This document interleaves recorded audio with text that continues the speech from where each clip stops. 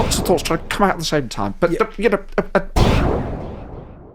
You couldn't make it up. Peter Mandelson, the original spin doctor, the Prince of Darkness himself, resigning yet again. Not once, not twice, but 3 times. That's a hat trick most strikers would be proud of. But, you know, it's so interesting because we obviously saw Keir Starmer really standing by him, and we know that Angela Rayner, just a week ago, also lost her position. So right now, how embarrassing is this for the Labour Party? Because, as I said, it's not the first high-profile sacking in recent times, and Starmer seems to be going through these top leadership MPs. Absolutely. So as you say, we had Angela Rayner resigning last week from her role as Deputy Leader of the Labour Party, Deputy Prime Minister and Housing Secretary over the unpaid tax bill. We've had Tulip Sadiq, Rushanara Ali, Louise Haigh. You know, we've had some serious high-ranking Labour officials having to resign within the first year of government.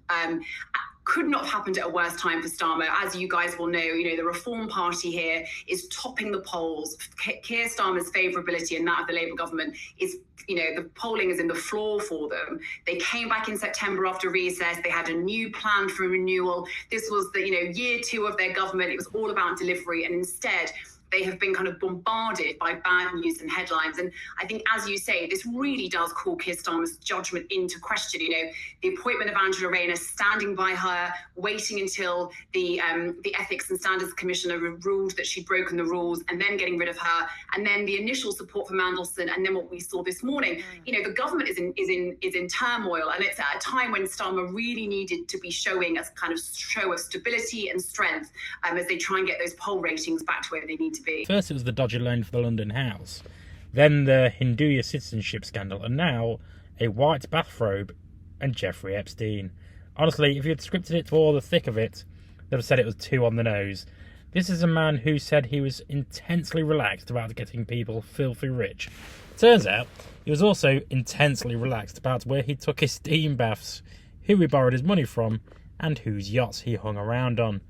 And the irony is that Mandelson was supposed to be the grown-up in Washington, the master of staying below the radar.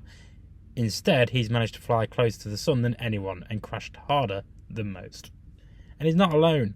Under Keir Starmer, resignation has become a team sport. Angela Rayner toppled by a tax bill. Rushanara Ali, the homelessness minister, resigning after evicting her own tenants. Louise Haigh, a transport secretary, taken out not by rail strikes or potholes, but by a decades-old dodgy phone report. In any other era, Mandelson's downfall would have been the scandal of the decade. But under this government, it's just another entry into the resignation rota. So here's the irony.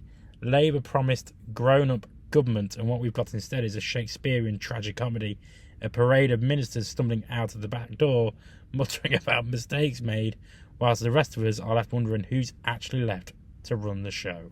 Good day, sir! You're still here? Well. This is what being right-wing must taste like. If you want to subscribe to Just Jake, subscribe over there. And if you want to watch more videos from whatever the hell this is underneath it,